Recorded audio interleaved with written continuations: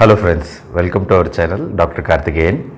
இன்னைக்கு நம்ம பார்க்க போகிற வீடியோ மூட்டு தேய்மானம் ஆஸ்டியோஆர்த்ரைட்டிஸ். நிறைய பேர் மூட்டு வலியால் அவதிப்பட்டு இருக்கிறாங்க. ஆனால் சிம்பிளான சில உடற்பயிற்சிகள், கரெக்டான உணவு பழக்கங்கள் இருந்தால் இந்த மூட்டு வலி குறையும்.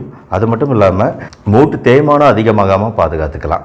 ஸோ அந்த உடற்பயிற்சிகள்லாம் என்னென்ன, அது எப்படி செய்யணுங்கிறத இன்றைக்கி நான் உங்களுக்கு டெமான்ஸ்ட்ரேட் செஞ்சு காட்ட போகிறேன் அப்படிங்கிறதுனால தான் படுத்துக்கிட்டு பேசிக்கிட்டு இருக்கிறேன்.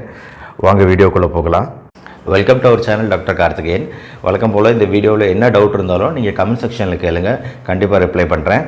கால்களில் வந்து 2 பெரிய எலும்புகள் இருக்குது அப்படிங்கிறது உங்களுக்கு நல்லாவே தெரியும் இல்லைங்களா? ஸோ இது வந்து ஃபீமர் அப்படின்னு சொல்லக்கூடிய காலோட மேல் பகுதி, இப்போ இது முட்டி பகுதி, அதுக்கப்புறம் கீழே வந்து டிபியா அப்படின்னு சொல்லக்கூடிய ஒரு எலும்பு, பெரிய எலும்பு, ஃபிபுலான் அப்படின்னு சொல்லக்கூடிய ஒரு சின்ன எலும்பு. ஆக இந்த 2 பெரிய எலும்புகள் தான் வந்து நம்ம நடக்கிறதுக்கான மிகப்பெரிய காரணம். இந்த எலும்புகள்லாம் இரும்பை போல் உறுதியானது. ஸோ உங்களுக்கு இரும்பு அப்படின்னு சொல்லும்போது இப்போ நாற்காலி இருக்குது. ஸோ அந்த நாற்காலி, இரும்பு நாற்காலியை நம்ம கீழே வைக்கும்போது அதுக்கு கீழே வந்து ஒரு ரப்பர் பகுதி இருக்கும், ஒரு புஷ் கொடுத்துருப்பாங்க. அந்த நாற்காலியில் புஷ் இருந்தால் தான் நம்ம நாற்காலியை நகுத்தும் போது கிரீச்சுன்னு சத்தம் வராது. அந்த நாற்காலியோட நுனி பகுதி சீக்கிரம் உடையாது. இரும்பாக இருந்தாலுமே அந்த இரும்போட நுனியை பாதுகாக்கிறது வந்து அந்த புஷ் தான். அதே மாதிரி உறுதியான இந்த எலும்புகள் 2ம் ஒன்றுக்கு ஒன்று உரசுச்சுன்னா தேய்மானம் ஆகிடும், நிறைய வலிகள் ஏற்படும். ஸோ அதை தடுக்கிறதுக்காகவும், எப்படி வண்டிக்குள்ளார வந்து ஒரு எத்தனை பார்ட்ஸ் இருந்தாலும் ஆயில் கொடுத்தா தான் அது லூப்ரிகேஷன் ஆகும், நல்லா ஸ்மூத்தாக வண்டி ஓடும். அதே மாதிரி இந்த மூட்டு பகுதி ஸ்மூத்தாக மடக்கி நீட்டுறதுக்கு, ஸ்மூத்தாக நடக்கிறதுக்கு, ஓடுறதுக்கு இயற்கை நமக்கு கொடுத்த ஒரு பரிசு தான் வந்து இங்கே இந்த 2 மூட்டுக்கு இடையில் இருக்கிற கார்டிலேஜ் அப்படின்னு சொல்லக்கூடிய ஒரு ஜவ்வு பகுதி. ஸோ இந்த கார்டிலேஜ் அப்படிங்கிற இந்த ஜவ்வு பகுதி வந்து நல்ல ஒரு ஸ்பாஞ்ச் மாதிரி இருக்கும். நம்ம நான்வெஜ் சாப்பிட்ற எல்லாருக்குமே தெரியும், முறுக்கெலும்பு அப்படின்னு சொல்லுவோம், நறுக்கெலும்புன்னு சாப்பிட்டு நறுக்குன்னு இருக்கும் இல்லையா? அந்த கார்டிலேஜுங்கிறது அதுதான். இந்த ஜவ்வு பகுதி டேமேஜ் ஆகும்போது தான் நம்மளுக்கு 2 மூட்டும் ஒன்னோட ஒன்று உரச ஆரம்பிக்குது. அதனால் ஏற்படக்கூடிய வலி தான் ஆஸ்டியோஆர்த்ரைட்டிஸ் அப்படின்னு சொல்லுவோம். இந்த ஃபீமருங்கிற பெரிய எலும்பை சுற்றி பல்வேறு தசைகள் இருக்குது சரிங்களா? இந்த பக்கம் இது இந்த பெரிய தசைகள்லாம் இருக்குது, அது போய் இங்கே அட்டாச் ஆகுது. அதே மாதிரி இந்த பக்கம் பெரிய தசைகள்லாம் இருக்குது, அந்த தசைகளும் போய் இங்கே அட்டாச் ஆகுது. அதே மாதிரி தான் காலோட கீழ்ப்பகுதியிலையும் எல்லா எலும்புகளை சுற்றியும் பெரிய பெரிய தசைகள் இருக்குது. ஸோ இந்த தசைகள் எல்லாம் போய் எங்கே போய் அட்டாச் ஆகும், ஒரு பிடிமானம் எங்கே கிடைக்குதுன்னா அது மூட்டு பகுதியில் தான் கிடைக்குது. ஸோ இங்கே சுற்றி இருக்கிற எல்லா தசைகளும் போய் இந்த மூட்டு பகுதியில் தான் பிடிமானத்துக்கு போய் அட்டாச் ஆகுது. டெண்டான் அப்படின்னு சொல்லுவோம் இந்த இடத்த. எதுக்காக விரிவாக இந்த உடல் கூறியல் பற்றி சொல்கிறேன்னா, இந்த மூட்டோட அமைப்பை பற்றி தெரிஞ்சாதான் மூட்டுக்காக செய்யக்கூடிய உடற்பயிற்சி எதுக்காக செய்கிறீங்க அப்படிங்கிற ஐடியா கிடைக்கும். இந்த ப்ளூ கலரில் இருக்க இந்த தசை பகுதிகள்லாம் நம்ம உறுதியாக்கிட்டோம் அப்படின்னா இந்த எலும்புகளையும் நடுவில் இருக்க ஜவ்வையும் இந்த தசைகள் உறுதியாக பிடிச்சிக்கும். அதனால வந்து வலி குறையும் அப்படிங்கிறதுக்காக தான் இவ்வளோ விளக்கமாக சொல்லியிருக்கிறேன். யாருக்கெல்லாம் இந்த மூட்டு தேய்மானம் ஏற்படும், ஆண் பெண் இருவருக்குமே மூட்டு தேய்மானம் வரும்னாலும் முக்கியமாக பெண்களுக்கு 50 வயசுக்கு மேலே வந்து இந்த ஆஸ்டியோஆர்த்ரைட்டிஸ் சொல்லக்கூடிய மூட்டு தேய்மானங்கள் அதிகமாக ஏற்படுது. அடுத்து இந்த ஜாயிண்ட் பகுதியில் ஏதாவது அடிபட்டுச்சு அப்படின்னா அந்த அடிபட்டதுனால டேமேஜ் ஆகிறதுனால ஆஸ்டியோஆர்த்ரைட்டிஸ் வரலாம். உடல் பருமன், உடல் குண்டாக இருந்தால் என்ன ஆகும், நம்ம உடலோட வெயிட் எல்லாம் போய் நம்ம முட்டியில் தான் போய் இறங்குது. ஸோ இந்த முட்டி பகுதி நம்ம வந்து 1 கிலோ நம்ம உடம்பு வெயிட்டுனா இந்த முட்டிக்கு 3 கிலோ வெயிட் போகுது அப்படின்னு சொல்கிறாங்க. ஸோ நம்ம எவ்வளோக்கு எவ்வளோ ஒரு வெயிட்டை குறைக்கிறோமோ அவ்வளோக்கு எவ்வளோ இந்த கால் முட்டிக்கு நல்லது. அது மட்டும் இல்லாமல் நிறைய ஜெனட்டிக் ஃபேக்டர் இருக்குது, பரம்பரை காரணங்கள் இருக்குது. ஸோ இதான் முக்கியமான காரணங்கள். அடுத்து மூட்டு வலி வந்துருச்சுன்னு வைங்களேன், ஆல்ரெடி தேய்மானம் ஆயிடுச்சு, மூட்டு வலி அதிகமாக இருக்குது அப்படிங்கும்போது அப்போ இந்த வலியை குறைக்கிறதுக்கு என்னென்ன விஷயங்கள் பண்ணலாம் மாத்திரை இல்லாமல் அப்படின்னு கேட்டிங்கன்னா, முதல் விஷயம் ஒத்தடம் கொடுக்கறத பற்றி நான் சொல்லவே தேவையில்லை. இது வந்து ஹாட் அண்ட் கோல்டுன்னு 2 விதமான ஒத்தடம் இருக்குது. நிறைய பேருக்கு டவுட் வரும், குளிர்ந்த நீர் ஐஸ் கட்டிகள் வச்சு ஒத்தடம் கொடுக்கணுமா, இல்லை ஹாட்டான சூடான நீர் வச்சு ஒத்தடம் கொடுக்கணுமா அப்படிங்கிற டவுட் வரும். சூடான வெதுவெதுப்பான நீர் டவலை நினச்சி அந்த ஒத்தடம் கொடுக்கும்போது என்ன ஆகும்னா இந்த மூட்டு பகுதியில் ரத்த ஓட்டம்லாம் வந்து அதிகமாகும். ஏன்னா சூடு வந்து அந்த ரத்த நாளங்களை எல்லாம் விரிவடைய செஞ்சு ரத்த ஓட்டம் அதிகமாக போகிறதுக்கான வாய்ப்பை உருவாக்கி கொடுக்குது. அந்த வெதுவெதுப்பான டவலை வச்சு எப்போ ஒத்தடம் கொடுக்கணும் அப்படின்னு கேட்டிங்கன்னா, நம்ம மூட்டு பகுதி இறுகி இருக்கு, காலையில் எந்திரிச்சோடனே காலை நீட்ட முடியாது, மடக்க முடியாது அப்படிங்கிற மாதிரி ஒரு இறுக்கமான சூழ்நிலை இருக்குது பார்த்தீங்களா, அந்த சமயத்தில் சூடான வெதுவெதுப்பான நீர் வச்சு டவல் வச்சு ஒத்தடம் கொடுக்கணும். கோல்டு அதாவது குளிர்ந்த நீர் வச்சு ஒத்தடம் கொடுக்கறது எதுக்காகனா வலி குறையிறதுக்காக. ஸோ ஐஸ் கட்டி ஒத்தடங்கிறது வலியை குறைக்கிறதுக்காக, சுடுதண்ணி வச்சு வெதுவெதுப்பான நீரில் ஒத்தடம் அப்படிங்கிறது அந்த இடத்துல ரத்த ஓட்டத்தை அதிகரித்து அந்த மூமெண்ட்லாம் இலகுவாக்குறதுக்காக. அடுத்தது வந்து வலி குறைக்கிறதுக்கு ஜெல்லு, க்ரீம்ஸு, ஆயின்மெண்ட்டு. மாத்திரை இல்லாமல் தான் சொன்னதே தவிர இந்த ஜெல்லு யூஸ் பண்ணக்கூடாதுன்னு சொல்லுவோம். ஏன்னா மாத்திரைகள் உள்ளே நம்ம சாப்பிட்றோம், வலி மாத்திரைகள், வருஷக்கணக்காக வலி மாத்திரைகள் சாப்பிடும்போது அது நம்ம கிட்னியை பாதிக்கும், லிவரை பாதிக்கும் போன்ற பல பிரச்சனைகள் இருக்குது. ஆனால் நம்ம ஆயின்மெண்ட் வந்து ஸ்கின் தோல் மேலே தடவுறதுனால எந்த பிரச்சனையும் ஏற்பட போகிறதில்ல. எப்சம் சால்ட் அப்படின்னு சொல்லக்கூடிய சால்ட் பாத் அப்படின்னு கடைகளில் கிடைக்கும். இந்த எப்சம் சால்ட் பாத் வந்து நீர் கரைசலில் ஒரு 30 நிமிஷம் நம்ம கால்களுக்கு கொடுத்தா நல்ல வலி நிவாரணம் கிடைக்கும்னு சொல்கிறாங்க. அடுத்து கேப்சைசின் உள்ள க்ரீம், அதாவது மிளகும் சேர்ந்த க்ரீம் தான் வந்து கேப்சைசின் அப்படின்னு சொல்லுவோம். ஸோ இந்த கேப்சைசின் க்ரீமும் வந்து ஒரு நாளைக்கு 3 வாட்டி அப்படிங்கிற அளவில் அப்ளை பண்ணோம்னா அந்த வலி வந்து குறையறதுக்கான வாய்ப்பு இருக்குது. ஸோ இது மட்டும் இல்லாமல் நீ டேப்பிங் அப்படின்னு சொல்லுவாங்க, நீ டேப்பிங். ஸோ இது நீ டேப்பிங் வந்து உங்கள் ஃபிசியோதெரபிஸ்ட்டோ டாக்டரோ தான் இதை பண்ணணும். ஸோ இந்த டேப் அப்ளை பண்ணுறதுனால வலி நல்லாவே குறையும். அடுத்து இன்னொன்று வலியை குறைக்கிறதுல முக்கியமான விஷயமா இப்போ லேட்டஸ்ட்டாக வரக்கூடிய மெக்கானிக்கல் டிவைஸ், அதாவது பிரேசஸ் அப்படின்னு சொல்லக்கூடிய ஒரு சப்போர்ட் டிவைஸ். இந்த படத்தில் காமிச்சிருக்க மாதிரி இந்த பிரேசஸ் அப்ளை பண்ணோம்னா மூட்டு பகுதிக்கு ஒரு பேலன்ஸ் கிடைக்குது, ஒரு சப்போர்ட் கிடைக்குது.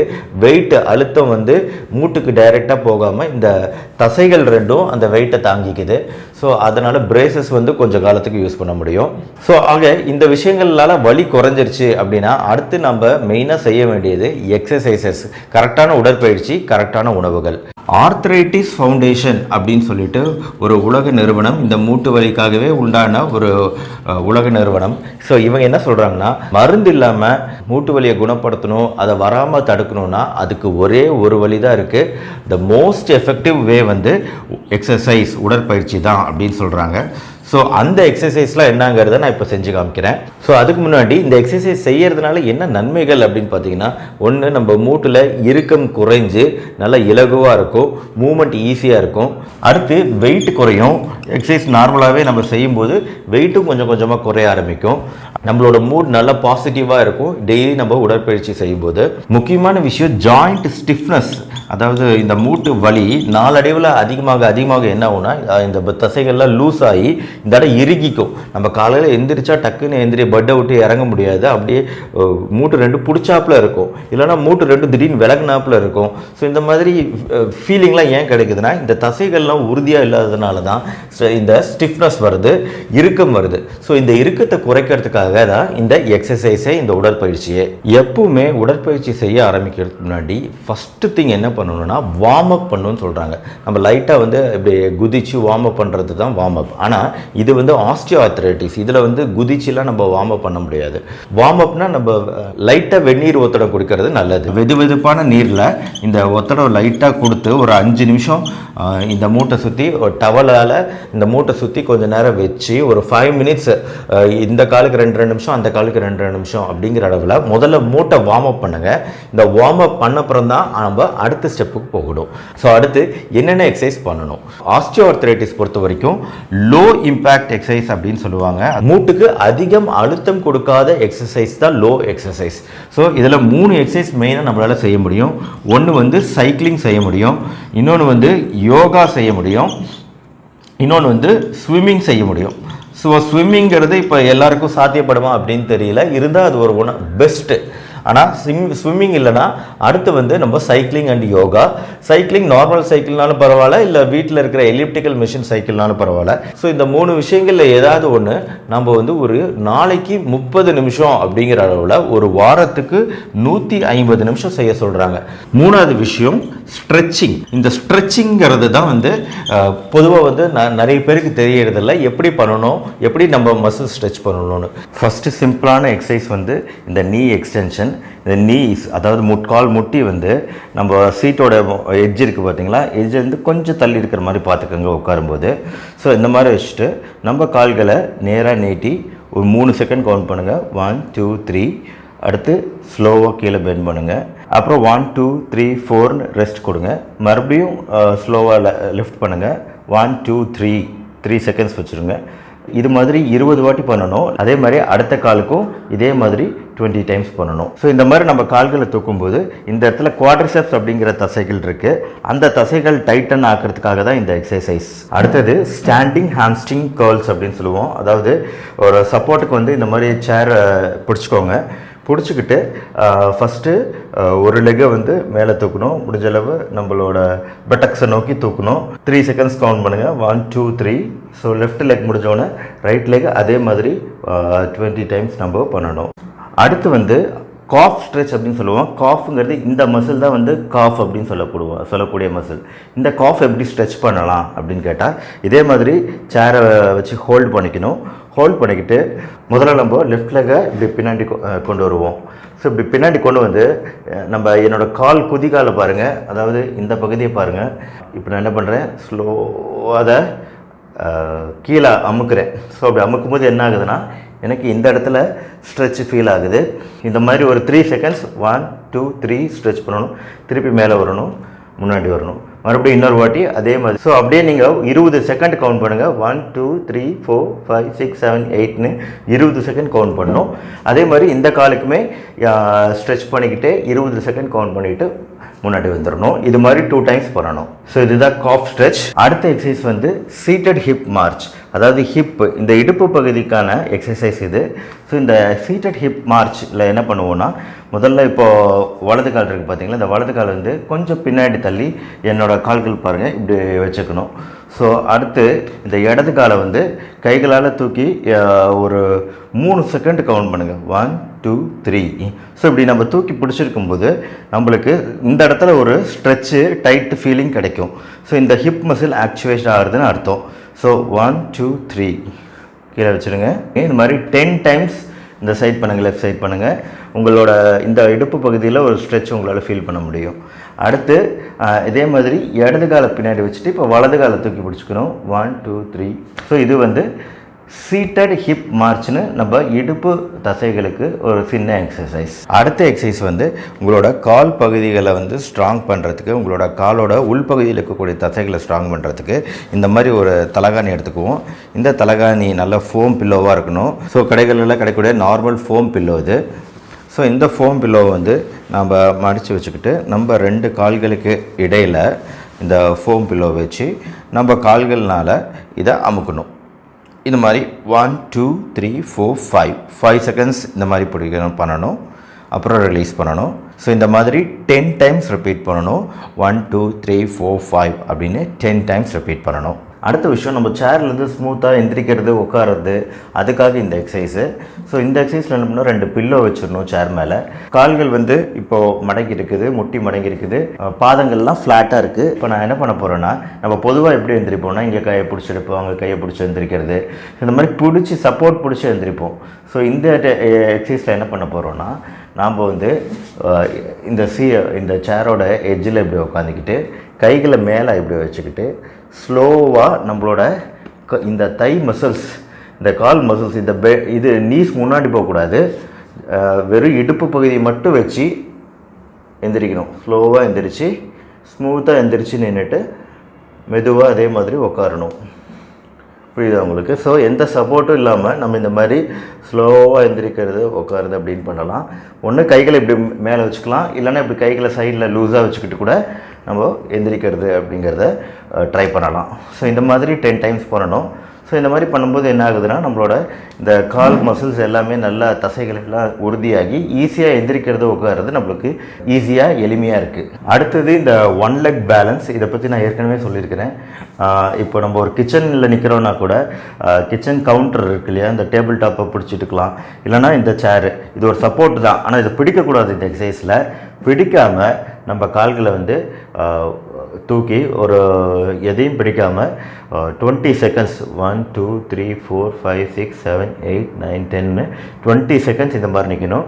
இது மாதிரி இந்த காலில் ரிப்பீட் பண்ணணும். 20 செகண்ட்ஸ் இந்த மாதிரி ஒவ்வொரு காலுக்கும் மாற்றி மாற்றி 2 டைம்ஸ் பண்ணணும். அடுத்து ரொம்ப சிம்பிளான எக்ஸசைஸ் தான் ஹீல் ரைஸ் அப்படின்னு சொல்லக்கூடிய நம்ம குதிகால் வந்து இப்போது மெதுவாக ஸ்லோவாக நம்ம 2 காலையுமே ஒரே சமயத்தில் ரைஸ் பண்ணுறோம். பாருங்கள், 2 காலையும் ஒரே சமயத்தில் ரைஸ் பண்ணியிருக்கிறோம். ஸோ இந்த மாதிரி 3 செகண்ட்ஸ் 1 2 3 இந்த மாதிரி 10 டைம்ஸ் ரிப்பீட் பண்ணணும். இப்போ வந்து சைட் லெக் ரைசிங். இதில் ஒரு கால் கீழே வச்சுட்டு இன்னொரு கால் வந்து நம்ம வந்து இப்படி சைடில் ரைஸ் பண்ணுறோம். நம்மளோட காலோட எடை பூரா இப்போது வலது காலில் இருக்குது, இடது கால் மேலே இருக்குது. ஸோ இந்த மாதிரி 3 செகண்ட்ஸ் 1 2 3 அப்படின்னு பண்ணணும். அடுத்து இந்த கால் 10 டைம்ஸ் இதை ரிப்பீட் பண்ணணும். படுத்துக்கிட்டு சில எக்ஸசைஸ் செஞ்சு காமிக்கிறதுங்கிறது கொஞ்சம் கஷ்டம்தான். நம்ம இடது கால் இந்த எஜ்ஜில் இந்த இடத்துல டவலை வச்சுட்டு கைகளால் பிடிச்சிக்கிட்டு படுத்துக்குவோம். இன்னும் கொஞ்சம் நீளம் படுத்த பரவாயில்ல. எனக்கு வந்து கொஞ்சம் ஷார்ட்டான துணி இருக்கிறதுனால இந்த மாதிரி கஷ்டமாக இருக்குது, வேறு ஒன்றும் இல்லை. ஓகே, ஸோ இந்த மாதிரி துணி வச்சு பிடிச்சிட்டு நம்ம ஸ்லோவாக இந்த ஹெல்ப்போடு நம்ம ஸ்ட்ரெயிட்டாக இந்த லெக்கை லிஃப்ட் பண்ணுறோம். ஸோ இந்த மாதிரி லிஃப்ட் பண்ணி 1 2 3 4 5 6 7 8 9 10 கவுண்ட்ஸ்க்கு வச்சுட்டு இதோட ஹெல்ப்போட ஸ்லோவாக இதை ரிலீஸ் பண்ணிவிட்டு அப்புறம் மறுபடியும் 10 செகண்ட்ஸ் ரெஸ்ட் எடுத்துக்கிட்டு 1 2 3 4 10 செகண்ட்ஸ் ரெஸ்ட் எடுத்துக்கிட்டு மறுபடியும் வந்து நம்ம டவல் யூஸ் பண்ணி நம்ம கால்களை ஸ்ட்ரெயிட்டாக இருக்கணும், முட்டி மடங்கக்கூடாது. ஸோ இந்த மாதிரி டவல் யூஸ் பண்ணி பண்ணும்போது நம்மளுக்கு சப்போர்ட் கிடைக்குது, ஈஸியாக பண்ண முடியுது. ஸோ இதே மாதிரி லெஃப்ட் காலுக்கும் ரைட் காலுக்கும் ரிப்பீட் பண்ணலாம். அதே மாதிரி எட்ஜில் வச்சுக்கிட்டு இந்த மாதிரி 10 செகண்ட்ஸ் அதை மெயின்டைன் பண்ணுங்கள். இந்த மாதிரி 10 செட்ஸ் பண்ணுங்கள். அடுத்து நம்ம ஏற்கனவே பண்ண ஸ்ட்ரெயிட் லெக் ரைசிங் தான். ஸோ உட்காந்துக்கிட்டு பண்ண மாதிரியே தான் இது. ஸோ இப்போ படுத்துக்கிட்டு இதே மாதிரி 2 கால்களையும் இப்படி வச்சுக்கிட்டு நம்ம வந்து முதல்ல ஒரு கால் வந்து ரைஸ் பண்ணுறோம். ஸோ இந்த மாதிரி 1 2 3 4 5 6 7 8 9 10 அப்படின்னு கவுண்ட் ஆஃப் 10 இதை மெயின்டைன் பண்ணணும். மறுபடியும் அடுத்த லெக் இதே மாதிரி மேலே தூக்கணும். ஸோ இப்படி தூக்கும்போது நம்ம அந்த 10 செகண்ட்ஸ் மெயின்டைன் பண்ணும்போது என்ன ஆகுதுன்னா இந்த தை மசில்ஸ், இந்த மசில்ஸ்லாம் வந்து ஸ்ட்ராங் ஆகுது, ஆக்டிவேட் ஆகுது. தசைகள்லாம் இறுகி நல்லா மூட்டை இறுக்கமாக பிடிச்சிக்குது.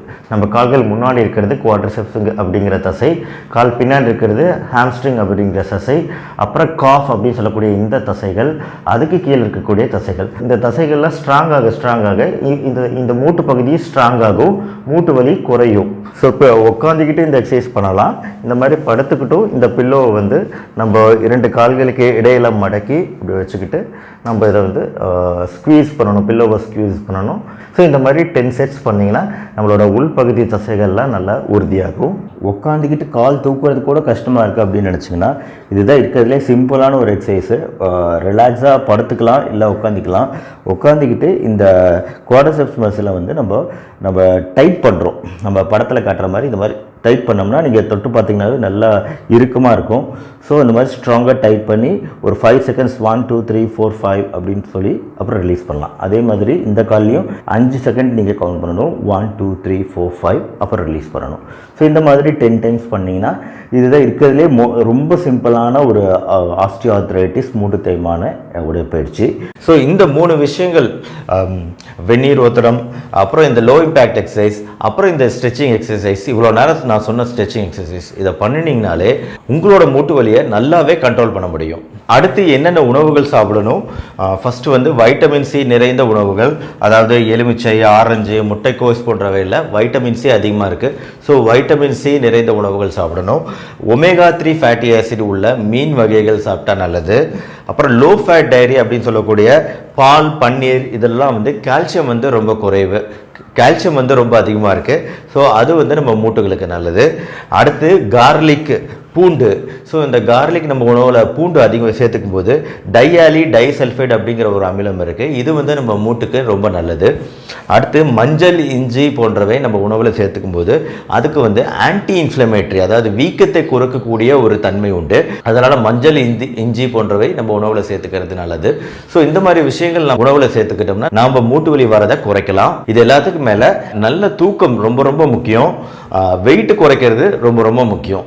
ஆக தூக்கம், உடல் வெயிட்டை குறைக்கிறது, இந்த மாதிரி உணவுகளை எடுத்துக்கிறது, இது வரைக்கும் நான் சொன்ன உடற்பயிற்சிகளை ரெகுலராக பண்ணுறது போன்ற விஷயங்களை ரெகுலராக பண்ணிங்கன்னா கண்டிப்பாக நம்மளால் நம்ம மூட்டு வலியை குறைக்க முடியும். இந்த வீடியோ உங்களுக்கு பிடிச்சிருந்துச்சுன்னா லைக் பண்ணுங்கள். உங்களுக்கு எந்த டவுட் இருந்தாலும் கமெண்ட் பண்ணுங்கள். நம்ம சேனல் டாக்டர் கார்த்திகேயன் மறக்காமல் சப்ஸ்கிரைப் பண்ணுங்கள். அடுத்த வீடியோவில் மீட் பண்ணுவோம். Thank you very much.